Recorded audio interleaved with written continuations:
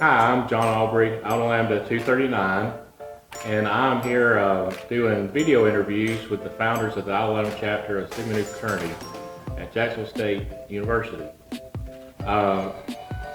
With us today we have Harold Armstrong, Iota Lambda 5. Thanks for being with us today, Harold. Thank you for getting me here.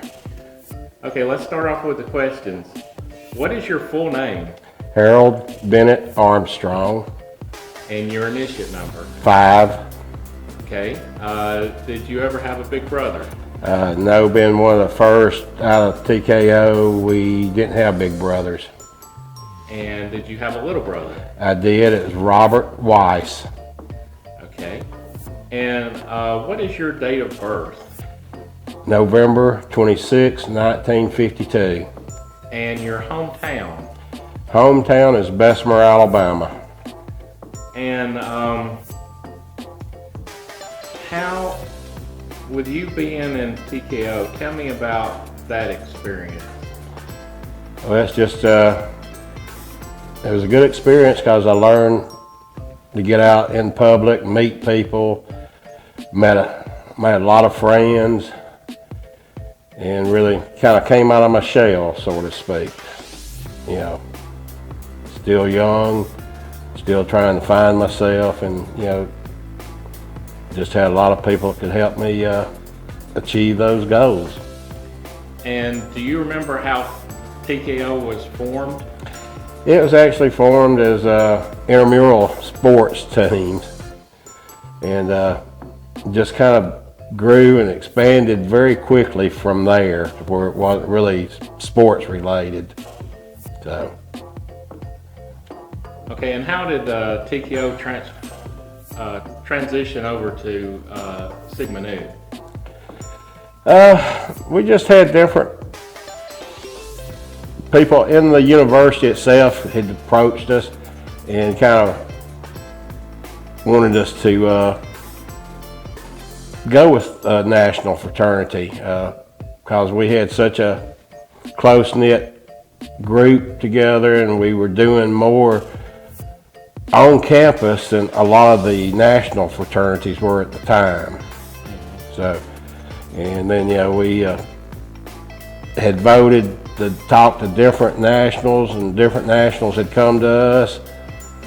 And to be honest, I was leaning towards one of the other nationals at the time until Dr. Lightsey and the contingent from West Georgia College came over and had a meeting with us tonight and that night, and just listening to them, seeing what they were really all about, we all just voted that night pretty much unanimously to go with Sigma Nu, and I haven't regretted it a bit.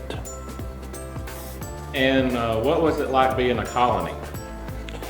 Well, we had a lot of things to do that we weren't sure, if we was doing right or doing it wrong, but apparently with some of the leadership we had within the colony kept us focused and going in the right direction. So I think at the time we were the quickest colony in Sigma Nu to receive the charter. So. And what do you remember about the night y'all were actually chartered? A lot of people at the house. Basically, the house was to be torn down where Boozer's drugstore was going to be built, and I think after that party we invited everybody in the city basically to come, and they didn't have as much to tear down after we got through that night, because just had not that we was being mischievous and destructive, it's just so many people there, and that old house just wouldn't take the quantities. And we're going on the 46th year of the chapter. What do you think about us being in our 46th year, and did you think that the chapter would last this long? Never really thought about it at the time. I felt like we had a group and we had something going that it was something that's going to last. Just how long, it was hard to look at, because there's other fraternities that was on campus that thought they were going to last forever, and they just weren't around very long. But big thing is having the right group of young men coming in to continue, the values and everything we're supposed to be. And being a new chapter on campus, what were some of the challenges y'all faced? Well, just like I said earlier about being charter, colony and everything, trying to figure out things as we went along on what we're supposed to be doing, how we're supposed to be doing things, and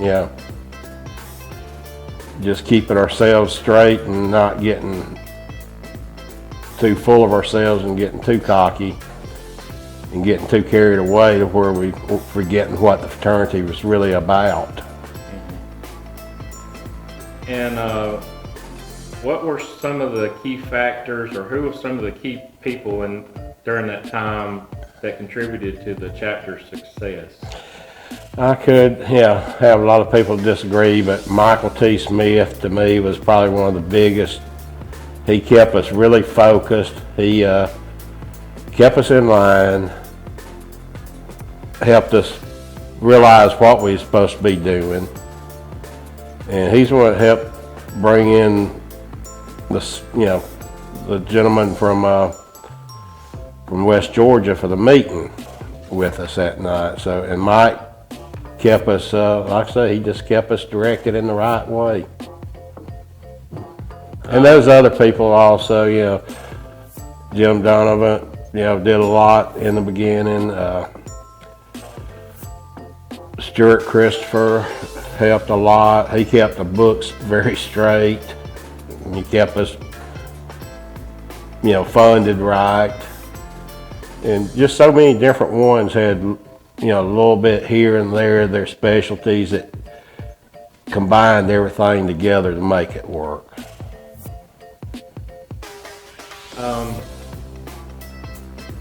What were some of the philanthropies or like stuff y'all did locally that had an impact on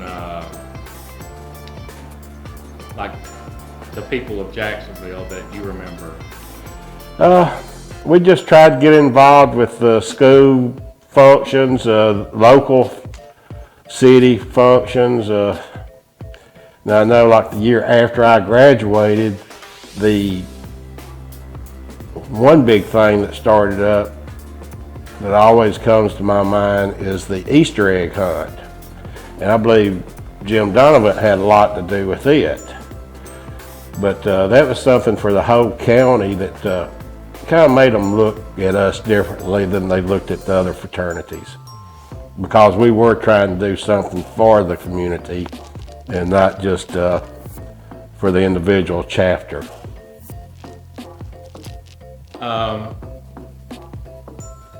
Did you ever go to Grand Chapter? I did, as a columnist. I was, there was Stuart Christopher, Andy Miller, Jim Russell, and myself drove out to Scottsdale, Arizona, while we were still a colony for the first one that we attended. And what was that experience like? Very eye-opening.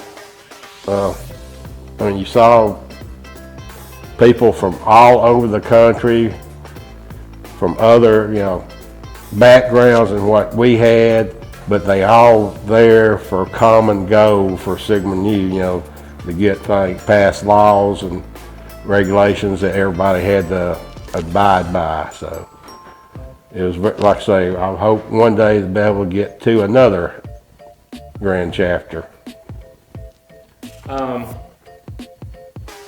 Now, we've had several of our founders that have passed away. I'm just going to start saying names, and you tell me what you remember about them. So we're going to start off with Alex Baker. Alex was very outgoing, of course on the basketball team, and he liked to take charge on a lot of things, and but he was a very good person. We got to be really close, before he graduated, and then not so much afterwards. He, like everybody else, just kind of drifted apart. Okay. How about Royce Brady? Royce was someone I had knew vaguely from. He didn't go to high school with me, but he was from the area, so kind of knew him. Royce was one of those that would do anything for anyone, just about any time you ask him. Very nice guy, and very supportive of everyone else. And Joe Fulton. Joe was a person with a great heart that would really try to put out an effort to do what he could for everybody also. And Bruce Coleman? Bruce, we were close, but not as close as some people, we should have been. I'd gone over his house, met his family on a couple of occasions down in Alexandria, Ohatchee area. But he was someone that, he was ex-military already at the time, so he was a little older than most of us. And I think that's another quality that helped him help us. As we're winding down, a lot of the newer brothers are going to be viewing these interviews and learning about the history of our chapter. But is there anything that you want to tell these newer brothers, advice or just anything? Well, it's a brotherhood, and when you join it, you're not joining it really just for the time you're in college. It's supposed to be for life. And I've got friends, I might not see them every day or talk to them every week or two, but we still in contact with each other. And you just got to maintain that. Continue, make sure you're getting your studies done. That's your main objective for college. But also try to help your brothers out when they need it. Just extend that fifth arm of the star for the helping hand. Okay, well, I guess that ends our interview.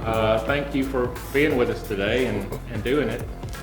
Took a while to get me here, but glad I did.